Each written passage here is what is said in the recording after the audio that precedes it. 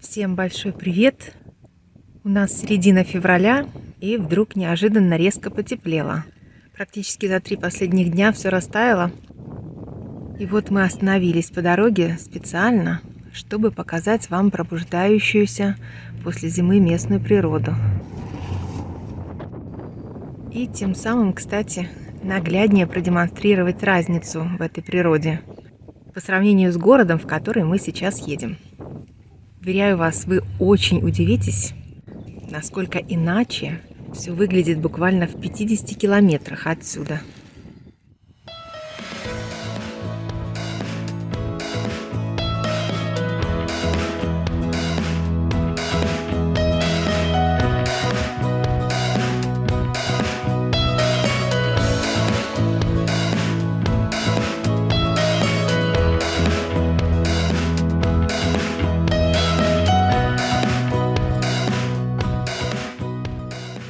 Город, который мы сегодня собираемся изучать, называется Гарахов. Это один из самых известных горнолыжных курортов Чехии. Расположен он в Крконожских горах, в долине реки Мумлава. До границы с Польшей отсюда где-то около 300 метров. Поэтому, как те самые самураи, вы можете элементарно перейти границу у реки. Хотя в реальности все происходит как раз наоборот. Это польские лыжники массово приезжают в Гарахов, чтобы полюбоваться местными красотами и покататься на лыжах. Ну и немцы тоже весьма уважают этот курорт. Машин с немецкими номерами здесь не меньше, чем чешских и польских.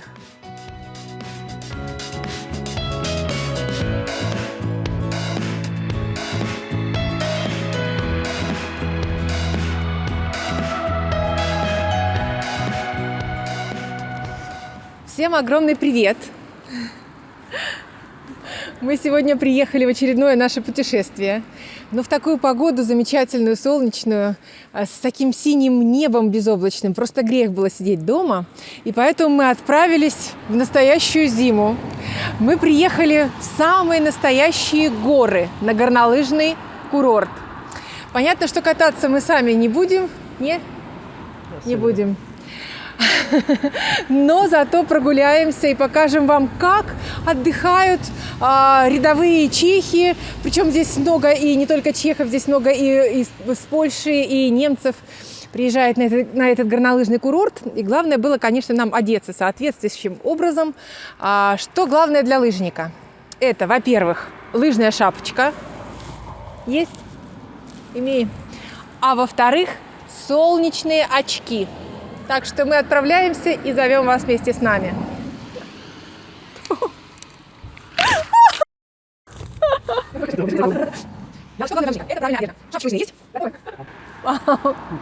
А еще солнечные очки. Вперед!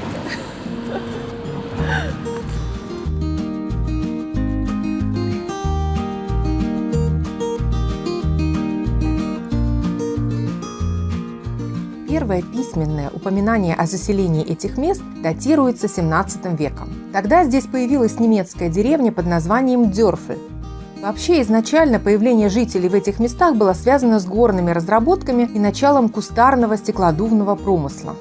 Добывали флюорит, барит, галенит. Кстати, добыча этих минералов была окончательно закрыта только в 1992 году. Зато первый в этих местах стекольный завод, кстати, один из старейших в Чехии, построенный в 1712 году одним из графов Гарахов, работает по сей день, несмотря на трудные времена, неоднократные пожары и разрушения. Очевидно, вы уже поняли, что переименование в 1714 году поселения Дёрфль в горах Сдорф произошло в честь его владельцев, купивших земли в начале XVIII века. Надо сказать, благодаря семейству графов Гарахов в городе начала развиваться стекольная, текстильная промышленность, горные шахты. В начале XX века промышленное производство было дополнено началом строительства железной дороги, соединяющей богемский Танвальд и силезский Хирсберг. Сейчас это польский город Еленя-Góra. Первая наша остановка – это, конечно же, Гараховский стекольный завод, музей стекла, магазин стекольной продукции, мини-отель, мини-пивоварня «Новосад», ресторан при ней и пивные лазни. ну то есть ванны. По сути дела, все перечисленное объединено здесь в единый комплекс. Рай для туристов.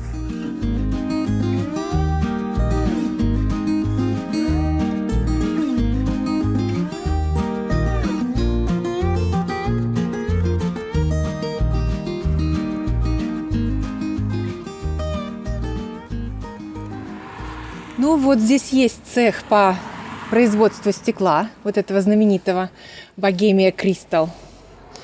Так, потом здесь, конечно же, меню вот этого ресторанчика при пивоварне. Но самое главное, вот это моя мечта. Здесь есть пивные ванны. Еще и пиво дают. 2 кружки, 2 бокала. Пить звони, где купиш. Так представьте, плаваешь в ванне с пивом, еще и пиво в бокале. Это не рай. Идем.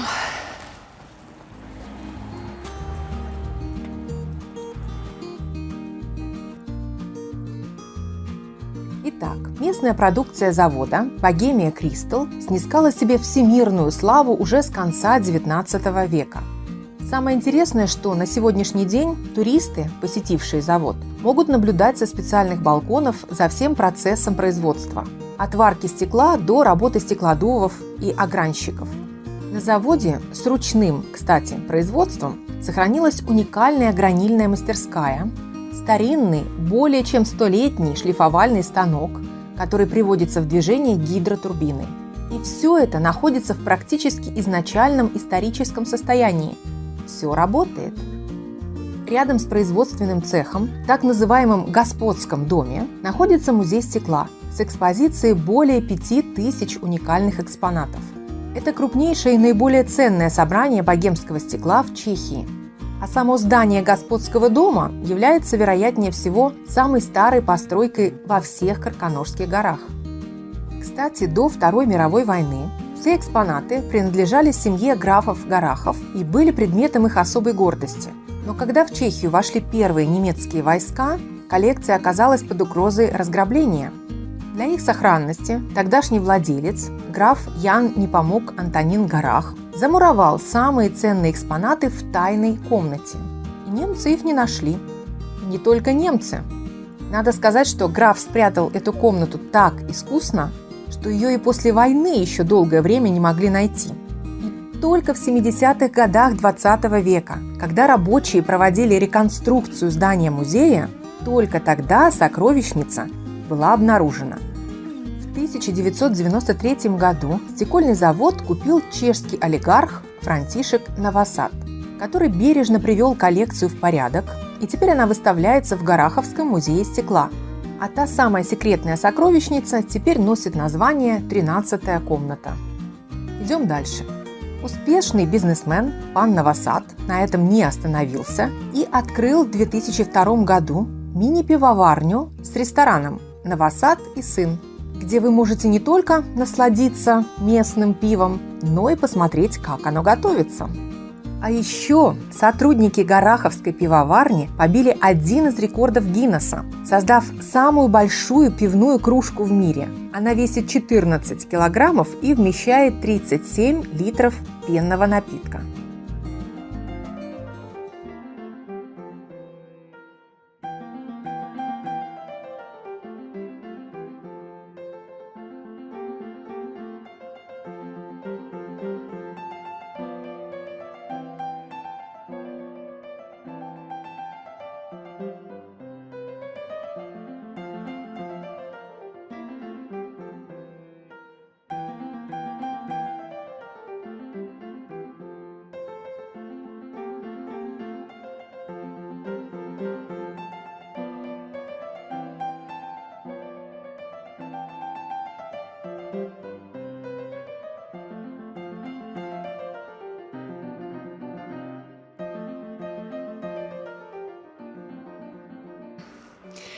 Ну вот мы сейчас стоим около часовенки Святой Елизаветы. Надо сказать, что в интернете, когда мы сюда ехали, была довольно противоречивая информация, с какого года это все. Ну вот здесь мы нашли на щитке информацию. Поэтому я считаю, что это, наверное, вот самое-самое достоверное. Так вот, судя по тому, что здесь написано, что на этом месте стояла часовенка еще в XVIII веке, в 1730 году ее здесь построили. Но через какое-то время эта часовенка была заброшена и разрушилась, и в итоге от нее остался всего-навсего железный крест. И только когда сюда уже приехал граф Ян Гарах, который, надо сказать, очень много сделал для этого места, для этого города, так вот, эту часовенку тогда восстановили, и в 1902 году она была освящена, и с этого момента уже является действующей. Внутри вы видели, что там всего-навсего так небольшой алтарь, но, тем не менее, это такая местная достопримечательность Гарахова.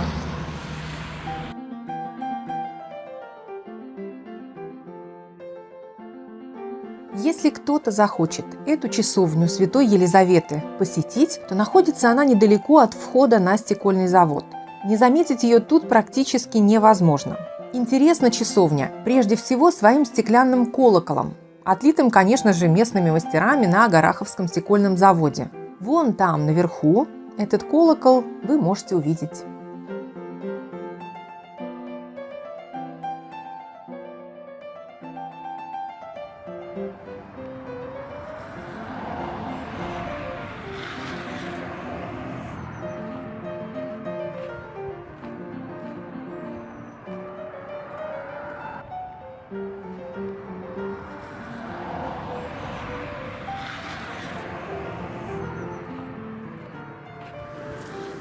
В общем, целую улицу, сколько мы идем сейчас, практически, на каждом доме написано «циммер», «циммер», по-немецки, то есть комнаты, комнаты. В общем, по сути дела, люди здесь с этого живут. Практически в каждом доме сдается какое-то жилье. Поэтому я думаю, что с таким большим выбором...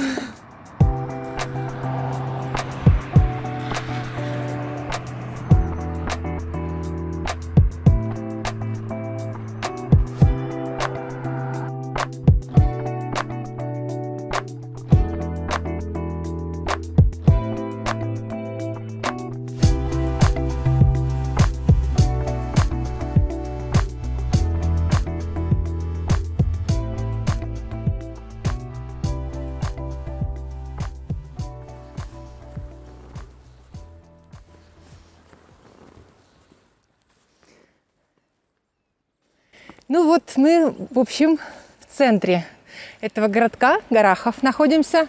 Здесь главная площадь, такая маленькая. Это, получается, местная мэрия. Здесь главная почта. Как везде, в общем. Почта, телеграф, телефон. Все находится в центре. И небольшой такой парк, он туда дальше продолжается, еще за угол. Это парк Яна Гараха.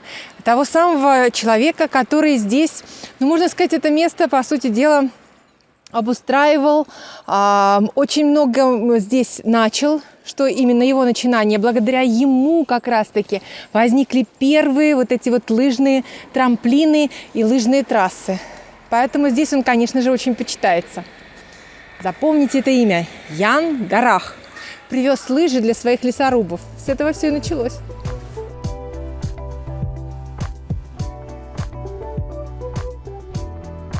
Итак, Ян Непомук Франтишек Гарах, принадлежавший, как вы сами понимаете, графскому роду Гарахов, многолетних владельцев этих мест, родился в 1828 году в Вене. И с молодых лет был активным участником общественной и политической жизни Европы. Так вот, в 1892 году граф Гарах посетил Всемирную выставку спортивных товаров в Осло, в Швеции. Увидел там, среди всего прочего, лыжи. И подумал вдруг, что они могут облегчить его лесорубам перемещение зимой по лесу. Граф велел заказать 2 пары страшно дорогих в то время лыж. Одни из Норвегии, другие из Австрии, которые обошлись ему в общей сложности в 11 золотых. И привез лыжи в Гарахов. Местные умельцы по образцу заграничного спортивного чуда наделали своих лыж домашнего производства. Я, конечно, не знаю, какими добрыми и красочными эпитетами поначалу наградили графа-благодетеля лесорубы. которых в первый раз в жизни поставили на лыжи. Но самое интересное, что достаточно быстро лыжи из средства передвижения превратились в увлекательное, популярное развлечение. Уже в 1895 году в соседнем городке Елемнице возникла Чешская Крконожская ассоциация лыжного спорта, а через 2 года в Горахове провели первые лыжные соревнования. Теперь сами понимаете, почему имя графа Яна Гараха вызывает сейчас у местного населения благоговение.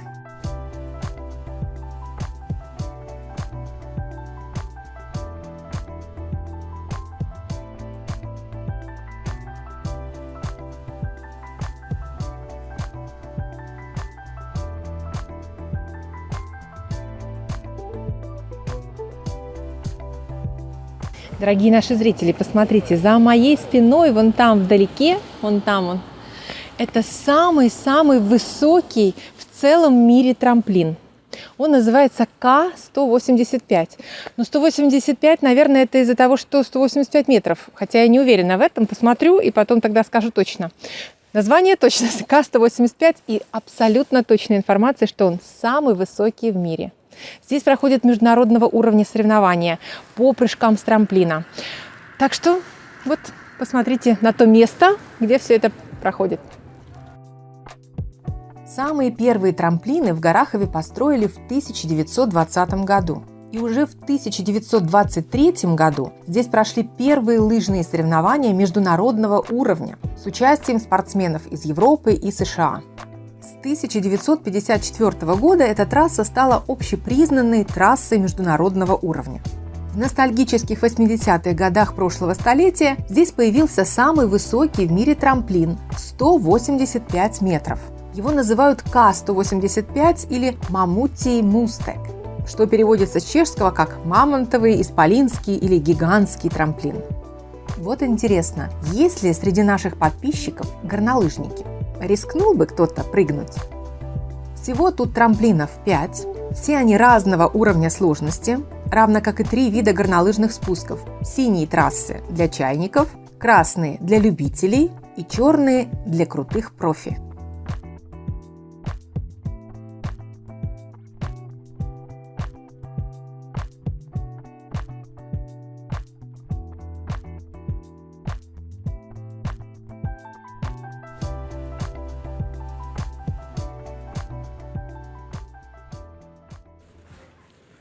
Ну вот здесь находятся те самые трамплины знаменитые. Здесь масса людей обычно отдыхает. Я могу сказать, что когда не было карантина и всех вот этих вот ограничений по вирусу, то уже в ноябре месяце вот в этом отеле практически не было свободных мест. То есть все было забронировано, наверное, начиная с октября месяца и до марта, до апреля, потому что лыжный сезон здесь длится аж до апреля месяца. Вот. Сейчас мы поймали такой приятный момент, когда не так много лыжников, потому что сегодня воскресенье и вторая половина дня. И поэтому уже вот этот основной поток, масса как раз-таки схлынула. Вчера и позавчера даже показывали в новостях по телевидению, здесь было просто не протолкнуться. Здесь были просто толпы народу. Вот. Теперь они все постепенно уезжают, и мы можем еще захватить вот эту вот прекрасную погоду и как раз-таки кусочек такой свободы, когда люди вроде как ходят активно, видите, собираются вокруг, уезжают, но, по крайней мере, нет такой толпы, давки, и можно спокойно поснимать. Кстати, для тех, кто реально заинтересовался поездкой в Горахов, этот горнолыжный курорт способен одновременно принять порядка 6 тысяч туристов. Ну а для их размещения, как я говорила уже ранее, есть масса возможностей, начиная с отелей от 2 до 5 звезд и заканчивая частными апартаментами.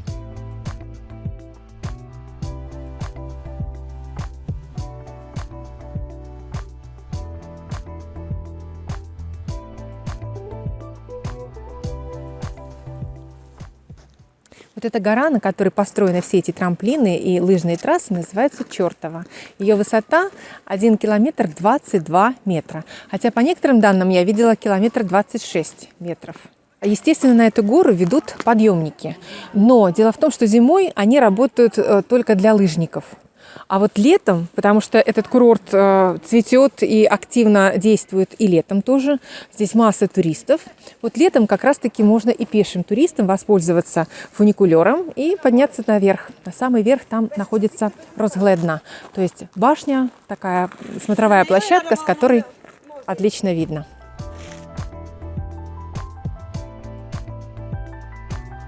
Гора с таким многоговорящим названием сильно влияет на местный климат. Снег здесь лежит 5 месяцев в году. Вообще гораховцы сами говорят, что здесь полгода холод, полгода мороз. Естественно, куда же на горнолыжном курорте без фуникулеров? Первый подъемник здесь появился в 1983 году. Тот современный, который работает сейчас, построили в 2002 году. Немножко цифр. Подъемник вывезет вас с высоты 665 метров над уровнем моря на высоту в 1022 метра. То есть преодолеть вам придется разницу в 357 метров. Время подъема с конечной до конечной 8,7 минуты, а общая длина составит 1303 метра. В течение часа фуникулер позволит перевезти порядка 1800 человек.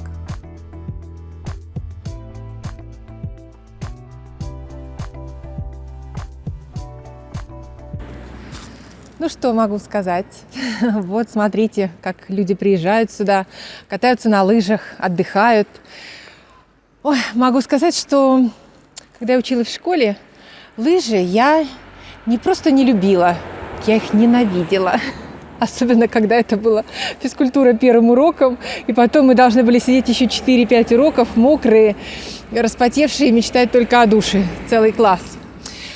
Зато теперь, когда я смотрю на этих красавцев, несущихся с горы, как молния, как стрела, я каждый раз думаю, как хорошо, что я не катаюсь на лыжах.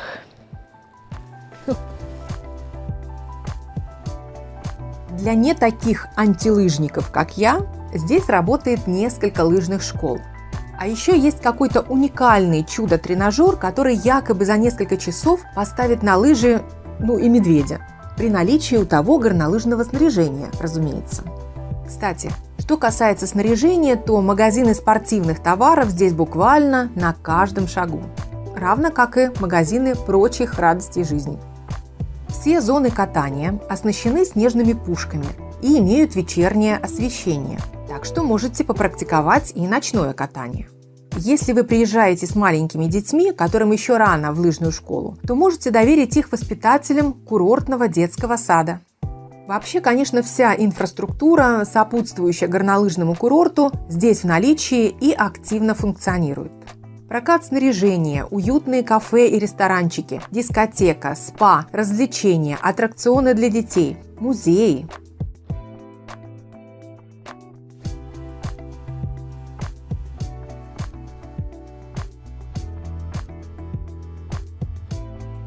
Вот еще об одном Гораховском музее немного подробнее. Прямо на автовокзале Горахова, практически под одной крышей с ним, находится лыжный музей. Что там можно посмотреть? В общем, там собраны экспонаты, демонстрирующие эволюцию лыжного спорта. От первых деревянных лыж до самых современных. А еще у жителей Горахова есть особый предмет для гордости. Победа в скоростном спуске их земляка, рекордсмена, обладателя Кубка мира Радка Чермака. Только представьте себе, скорость, с которой он спускался на лыжах, составила почти 243 км в час. Да на машине от такой скорости дух захватывает, а на лыжах. Так вот, и его лыжное снаряжение бережно хранится в этом музее.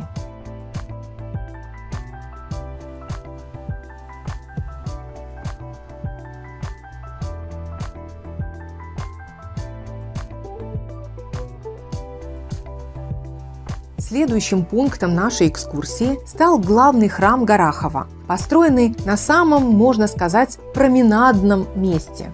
Это костел Святого Вацлава. Сначала в 1730 году здесь поставили деревянную часовню. Потом в 1788 году на ее месте возвели деревянный храм, а в 1822 году решили уже построить основательный каменный костел.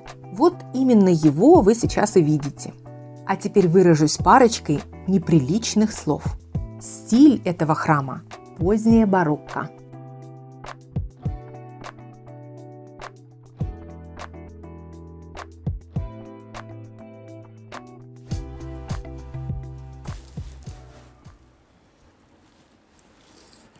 Ну, закрыто. Ну, в принципе, как я и предполагала, потому что перед тем, как сюда ехать, я прочла, что здесь службы 2 раза в неделю всего проходят. Вот это церковь Святого Вацлава, начало 19 века. Чем интересно? Тем, что здесь украшена она внутри произведениями мастеров стекольного завода местного. То есть там есть какой-то уникальный хрустальный алтарь и люстра вроде как. Но, к сожалению, своими глазами, видите, не получается посмотреть. Хотя было бы очень интересно. Закрыто. Там есть расписание служб. В принципе, можем посмотреть, когда проходят службы и когда можно попасть внутрь. Но храм действующий. Колокольный звон. Сколько сейчас времени? 3 часа дня.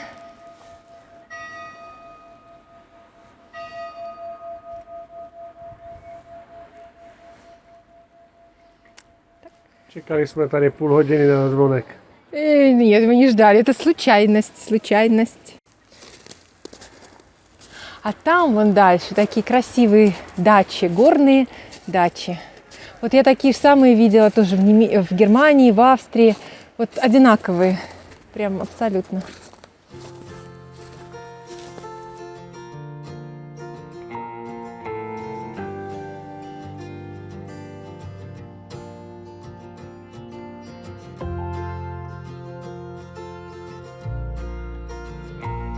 Если бы вы только знали, какие здесь порой пролетают волшебные ароматы. В общем, проходя мимо одного из таких типичных для горнолыжных курортов пунктов уличной торговли, я поняла, что для полного счастья мне отчаянно не хватает стаканчика горячего, благоухающего глинтвейна и традиционной чешской вафли, например, с начинкой из яблока и корицы. Все, решено, технический перерыв.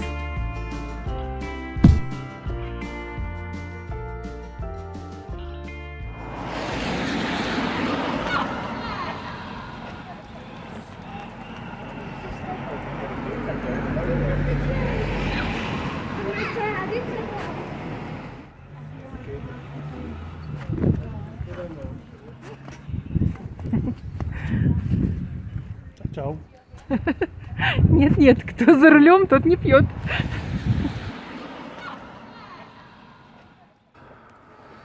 Это так пахнет корицей, лимончиком, орешками, яблочком. Akorát ti to prodali už kousnutý.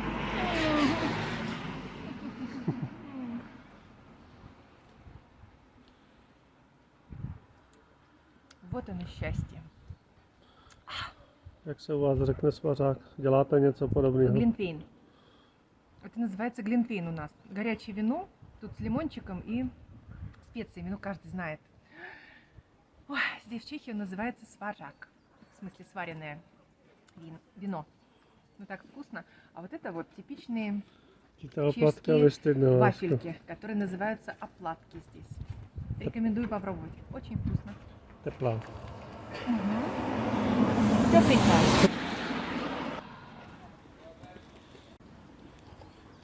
Теперь буду ходить и песни петь.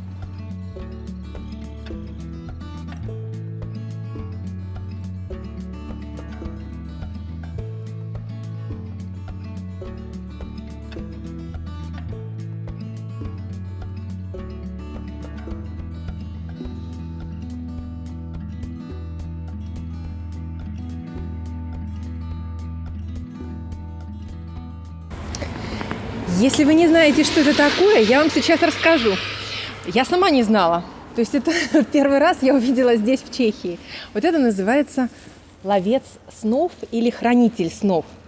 То есть, если вы хотите хорошо спать, вам нужно купить вот такую вот штучку и повесить ее у себя в спальне. И она будет улавливать для вас самые приятные, самые радужные, красивые сны.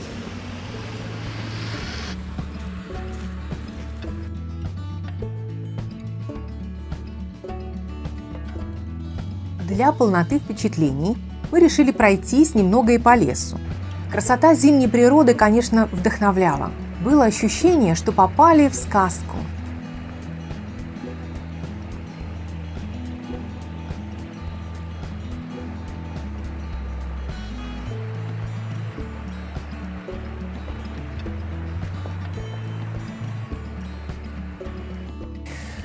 Красота природы потрясающая. Очень красиво. Такая дорожка зимняя. Смотрите, сказочный зимний лес. Единственные мысли сразу крадутся, что скоро уже начнет темнеть, и здесь никаких фонарей нет, и будем мы пробираться в полной темноте.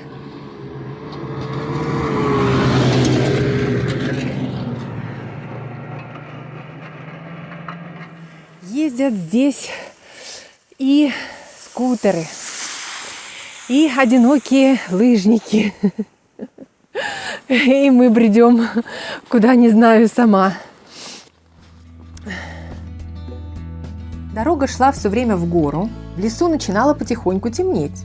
И тогда один из товарищей в нашем, так сказать, мини-отряде путешественников начал сдаваться и проситься обратно, вследствие чего второму пришлось применять дополнительные методы мотивации.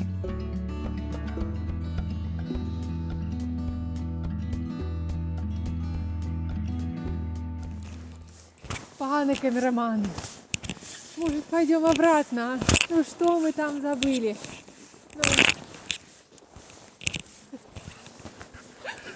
Кокосовое?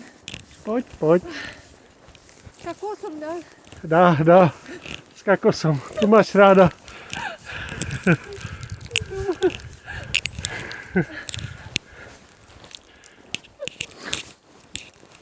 Kokosová tyčinka, pojď.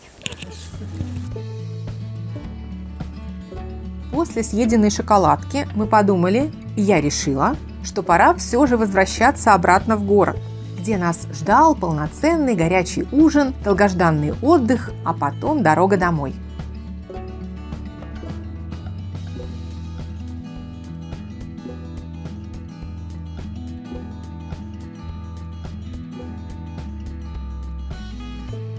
По дороге попался интересный прибрежный ресторан, где, судя по рекламному баннеру, можно самолично поймать в этом горном ручье форель, и вам ее прямо там же и приготовят. Заманчиво.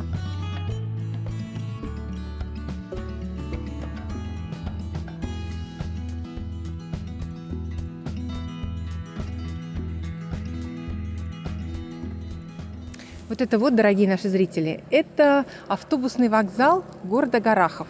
Здесь есть еще железнодорожная станция, но большинство людей, конечно, используют вот эту вот автобусную, потому что тут ходят прямые экспрессы из Праги, из Либерца, из других, наверное, мест каких-то. Так что расписание достаточно интенсивное движение. Смотрите, народ там сидит, ждет. Вот подошла какая-то маршрутка, подходит какой-то там большой автобус. В общем, миллион возможностей сюда добраться, даже если вы без машины приехали. Без проблем.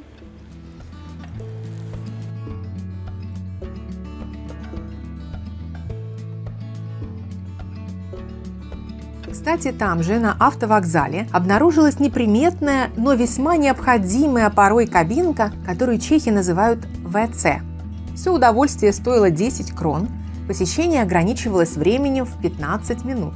Поскольку на кабинке было написано, что она самоочищающаяся, то я, конечно, очень спешила. А еще перед входом внутренне перекрестилась и помолилась, чтобы меня там не окатили душем с дезинфекцией и чтобы мне не пришлось потом кричать изнутри «замуровали демоны».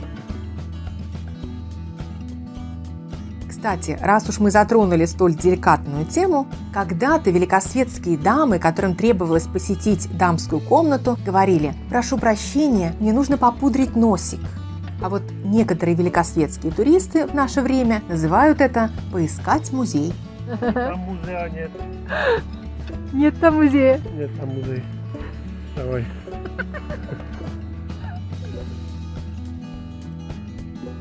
Итак, что интересного мы сами не успели посетить, но все-таки могли бы порекомендовать вам? Во-первых, это водопады на реке Мумлава. Сами мы, конечно, накрутили пеших километров и по городу, и по лесу, а до них нужно было идти еще 3 с лишним километра. Поэтому, если вы решите туда прогуляться, то других пеших туров на этот день уже параллельно не планируйте. Все-таки с учетом расстояния туда-обратно, но виды там, говорят, очень красивые. Во-вторых, в Гарахове функционирует интересный музей горного дела, часть экскурсии по которому включает посещение 1000-метровой бывшей шахты. Разработка горных пород там была закончена в 1992 году. В-третьих, классное семейное развлечение, по-моему, это бобслейная дорога, или по-чешски бобова драга. Она в Гарахове достаточно большая и расположена, как вы понимаете, в весьма живописном месте. Так что покатайтесь, рекомендую. Еще. В летнее время до железнодорожной станции Танвальд и обратно по старинной зубчатой дороге бегает маленький исторический поезд. Вы можете совершить экзотическую поездку протяженностью чуть более 11 километров в вагончике, стилизованном под 19 век, по горным туннелям, высоченным каменным мостам и насыпям и насладиться панорамой Изерских и Карканошских гор. И это далеко не полный список. В общем, несмотря на то, что городок вроде бы как небольшой, скажу сразу, за целый день мы не успели даже просто беглым взглядом окинуть все его интересные места, не говоря уже о том, чтобы везде побывать и все развлечения посетить. Теперь я даже засомневалась, хватило бы целой недели на все про все. Всем спасибо за внимание и до новых путешествий!